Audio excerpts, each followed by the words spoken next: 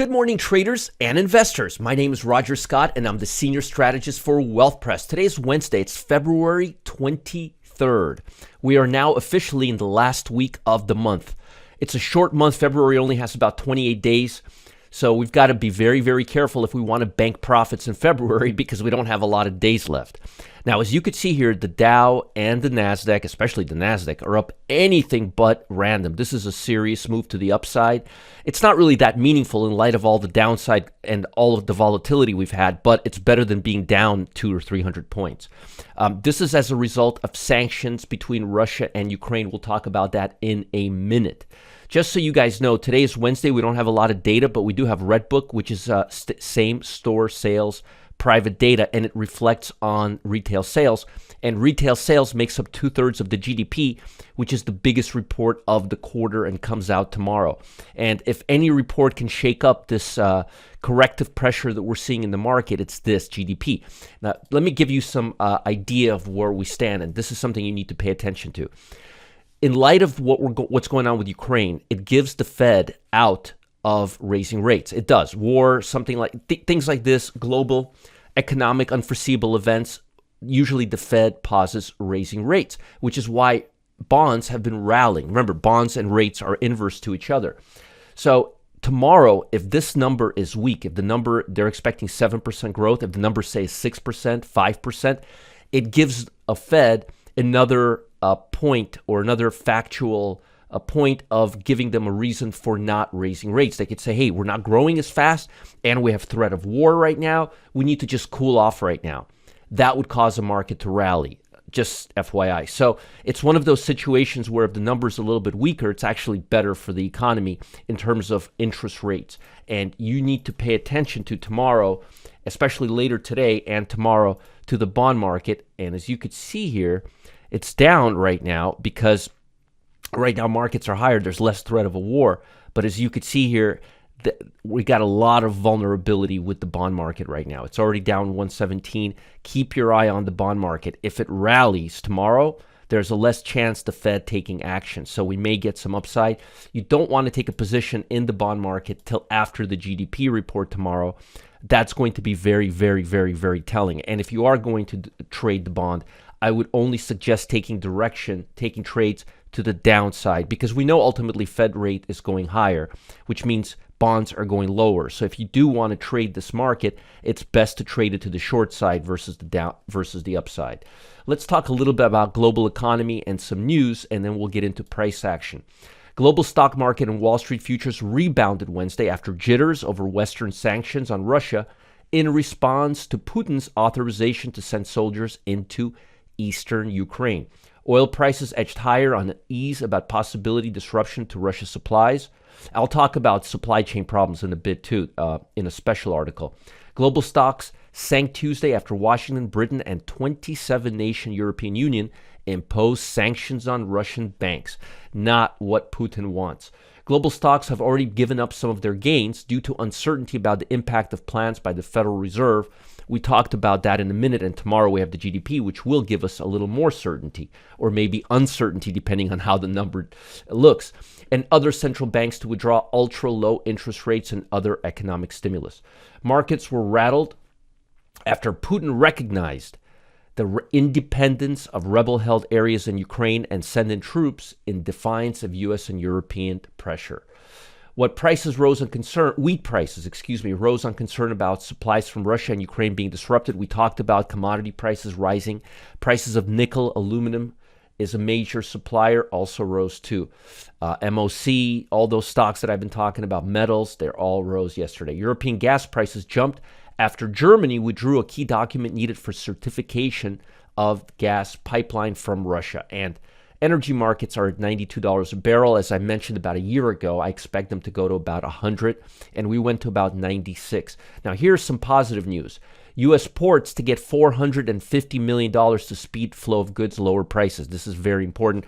It really doesn't have anything to do with the report, the global report I just gave you, but I think this is a really good problem to solve. $450 million to speed up flows of goods, lower prices. This is beneficial for consumer discretionary. And as I mentioned, we've got the big reports tomorrow. Today, we just have the Red Book. Sometimes it reflects Sometimes it doesn't reflect on consumer sentiment depending on how good or accurate it is. Now, in terms of price action, let me just show you what we're looking at right now. And this is really important. The Dow already overnight recovered half of what it lost yesterday. This is a major support level right here. Notice, now I want to show you this on the NASDAQ. Now, we went higher yesterday here, but look at the futures. I want to show you this. This is actually really important because this is the most sagging index. And this is a big, big, big point of contention for me. You'll notice here yesterday, we went to a lower low. We actually broke the low yesterday.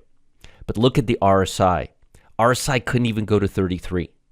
That's telling me that the market is going to go higher, not lower. The fact that we're diverging and the fact that we went all the way down to here and we couldn't even go to the RSI to the 30 level. We bottomed out at 33 and we went all the way down to 13,500 from 16,700. That's quite a drop.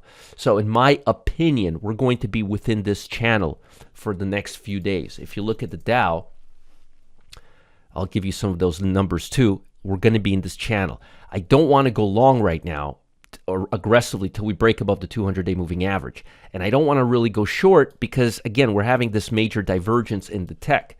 Also, if you look at the put the call ratio, which I will in a second, you will see that we're at 99. Anything over 1 is market overdone. So to me, it looks like the market is still overdone.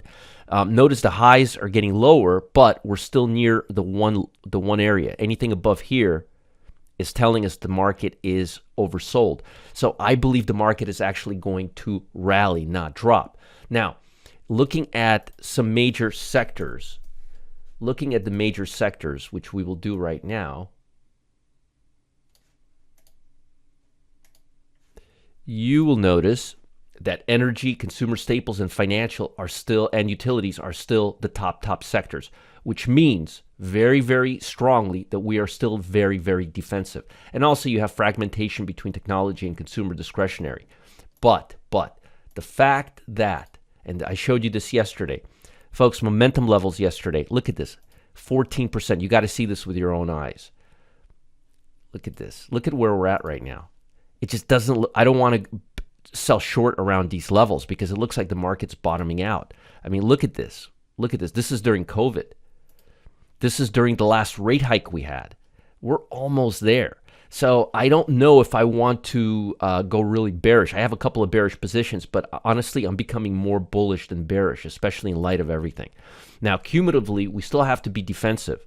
Now, over on a month basis, we still have to be very defensive. Nothing really changed here.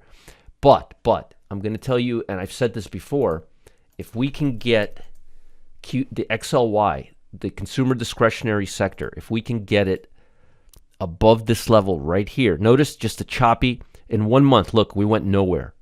We need to go above the 190 level on consumer discretionary. If we do, we'll get a rally. For now, choppiness, lack of directional bias, expect the market to just stay choppy. Let me show you how on the S&P I'm looking with very little directional bias. So we have to kind of be very responsible right now.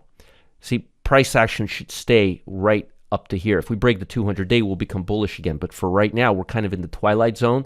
So we need to pause and just be cautious right now. This looks to me like a double bottom. And on the NASDAQ, the bottom actually went lower, which is where we're having that divergence.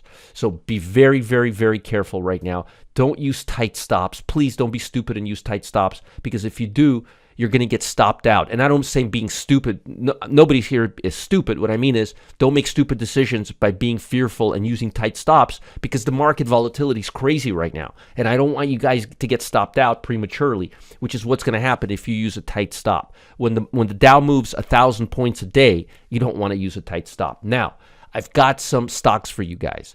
On the upside, bank stocks, Xeon Bank. I think we're going to rally on bank stocks. If we hit the 50-day moving average, a little bit below moving average, I would get out, but I think the trend is going to turn around and take us back to 76. I got another bank stock for you, Comerica. Same thing. If we break the 50-day by more than this level, let's say If we break the 89 level, I would get out. Otherwise, stay in here. I think we're going to resume the trend, go up to about the 105. To the downside, we've got XPO Logistics. Logistics have not been doing well. I'm getting ready to short this right now. Again, we made an all-time high back in the summer, and we've been just going down, down, down, down, down, and the highs have been getting lower. It's a good stock to sell, not buy. And also, New York Times. As I mentioned, I think New York Times is going down for another count, and that is a good stock to sell. And if it breaks the 50-day to the upside, 43, I would get out. Now, folks, again, bank stocks, Xeon, CMA long side, Logistics, XPO, and New York Times to the downside. Now, before I let you go, I've got something important for you. Today at 2 p.m. Eastern Time, former Bear Stearns and Merrill Lynch fund trader Jeff Zananeri, he's making the boldest prediction of his career. That's right, the boldest prediction of his career. It's up to traders if they want to walk out and ignore his warning. I wouldn't do it if I were you. Or pay close attention and heed his advice. For the record, Jeff has been crushing his predictions this year. Jeff has been talking about oil prices going to 100 a year ago. Kathy Woods, don't even get me started. Today at 2 p.m., not at 1, but at 2 p.m. Eastern Time, all right, 2 p.m. Eastern Time, he's going to tee traders up for what he believes is a grand slam opportunity. Follow the link below and learn what Jeff is predicting and how you can profit and get in on the action. You don't want to miss out. Jeff is red hot. This is a Bear Stearns and Merrill Lynch fund trader. Pay close attention to his advice. It's the boldest prediction of his career, I tell you. Click the link below and learn what Jeff is predicting and how to get in on the action. 2 p.m. Eastern Time. Don't miss it. There's a link below this video if you're watching on the YouTube channel. Tomorrow, top ETF and option pick. Follow the link. Don't miss out. Jeff is making the boldest prediction yet. Bye, guys. Have a great day. And send me some feedback if I'm helping you stay out of this crazy market. Support at marketgeeks.com. Bye, guys.